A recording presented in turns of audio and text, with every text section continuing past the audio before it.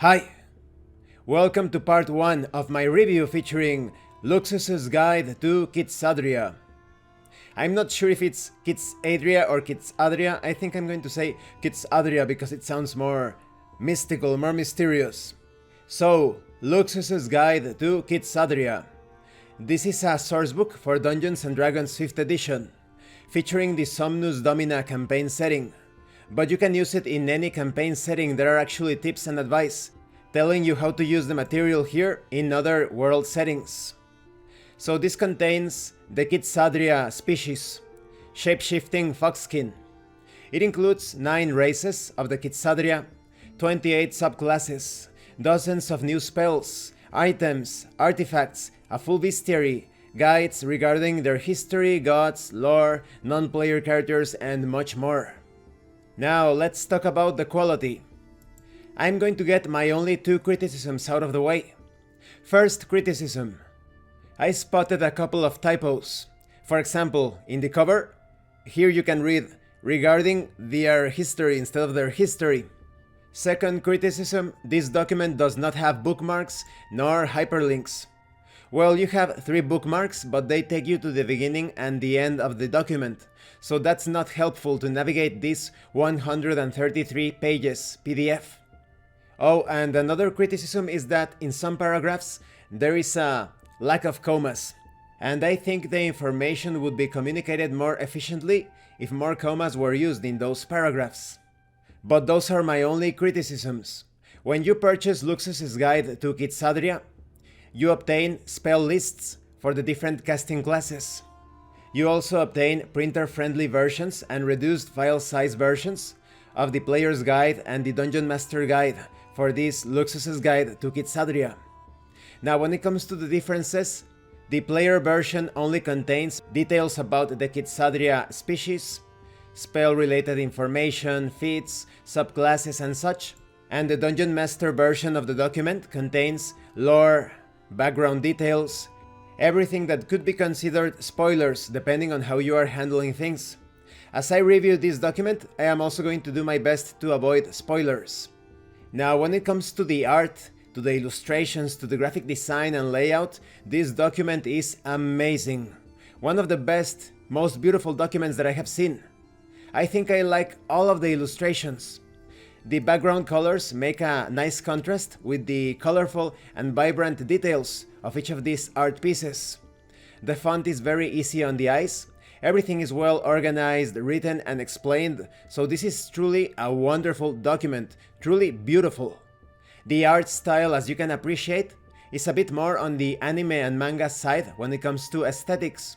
So overall, despite my criticisms, the quality of this document is really good. Now, let's talk about the contents. First, we have information on the Kitsadria species. Wanderers who tend to pop up in the most unexpected places. The Kitsadria are natives of the continent of Hulis, born as foxes who become shape-shifting humanoids with fox features in adulthood. They are mischievous by nature and are proficient at sneaking, skulking about, and disguising themselves. Their natural shape-shifting abilities allow them to turn into foxes or alter their features to resemble other humanoids. When it comes to their culture, it varies depending on where they are born. Those born to proper Kitsadrian tribes in Kuhulis are often raised with a respect for nature and life, learning not to take their mischief far enough that they hurt someone beyond repair or, God forbid, kill someone without reason. These Kitsadria are connected to a loose social community that occasionally is called together by their matrons for gatherings, coming-of-age ceremonies, warnings of anything that their extended tribe should know about, and otherwise educate younger Kitsadria of the extended society they belong to. Those born outside these circumstances, such as those who have lost their families or were taken away from them at a young age, are skilled at adapting to their surroundings. They have a great sense of morality, do not fully understand concepts of good and evil, and can be raised to perform more sinister actions if they must. Many secret organizations revel in the chance to add a young Kitsadria to their forces, as their shape-shifting abilities and naivety make them useful assassins, thieves, and infiltrators. Socialized Kitsadria who live openly among other societies without hiding their identity are rare, but not non-existent. These individuals are referred to as live-ins by other Kitsadria, and are generally not treated much differently by their kind, other than being approached with caution by those who attempt to remain hidden. A Kitsadria starts its life as a pup, a small fox that is only discernible from a normal fox through its puffy tail, hunches, and small tufts of fur at the joints on its legs, most noticeably appearing like fluffy cuffs above their paws. The pup grows into something physically resembling a fox, with the same attributes, over the course of roughly a year. They remain in this form for about a decade, living as a fox with a heightened sense of awareness and comprehension, until puberty begins at around ages 11 to 14. During this time, the Kitsadria begins to develop arcane markings on their fur, appearing as if painted in, known as Kit Scratch runes. The parents and elders surrounding the Kitsadria aid them during this period, helping them to hone their developing shapeshifting abilities, imagine an ideal self, and reach out to seize their new identity. Once they achieve the ability to shapeshift, they reach sexual maturity and create a body equivalent to a 14 to 17-year-old human in age, taking a humanoid form with elven beauty inherited from their divine originator.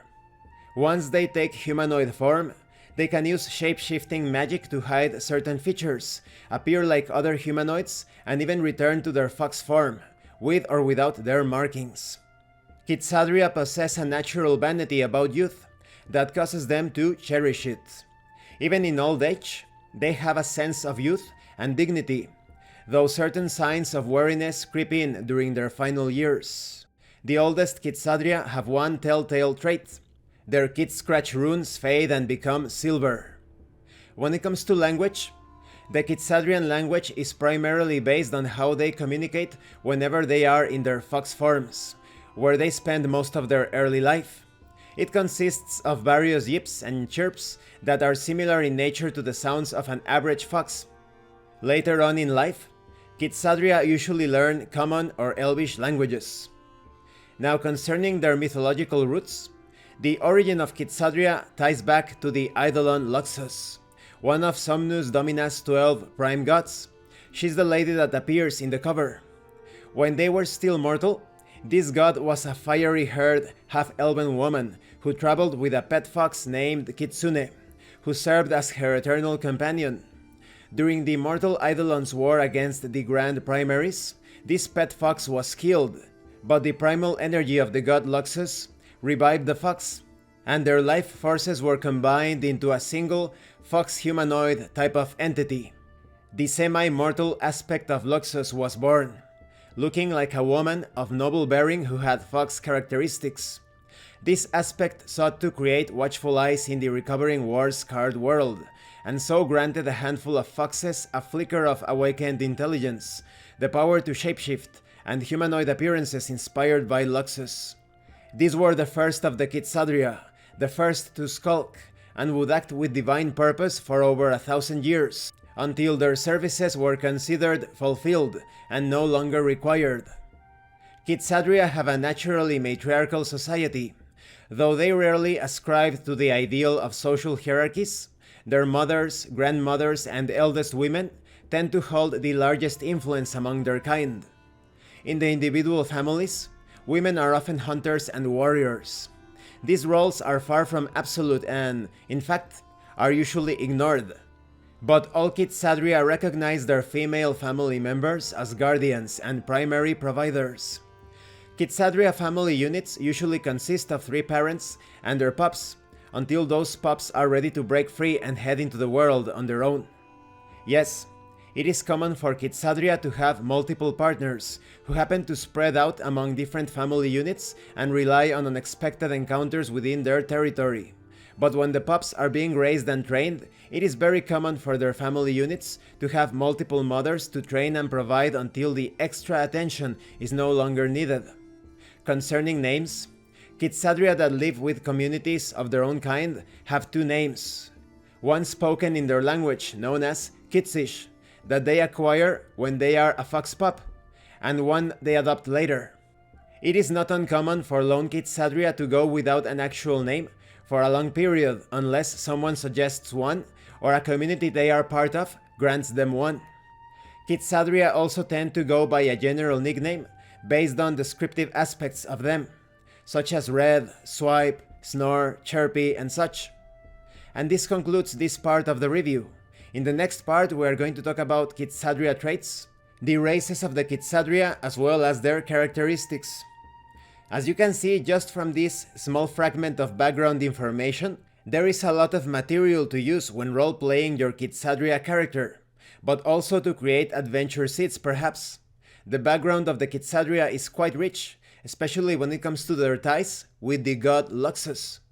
Thank you for watching this part of the review and thank you for your likes and your comments. If you have any questions or comments, please let me know. And thank you so much to those of you that are going the extra mile to support the channel. If anyone else wishes to further support the channel, the information on how to do that will be in the description below. Once again, thank you, and see you later.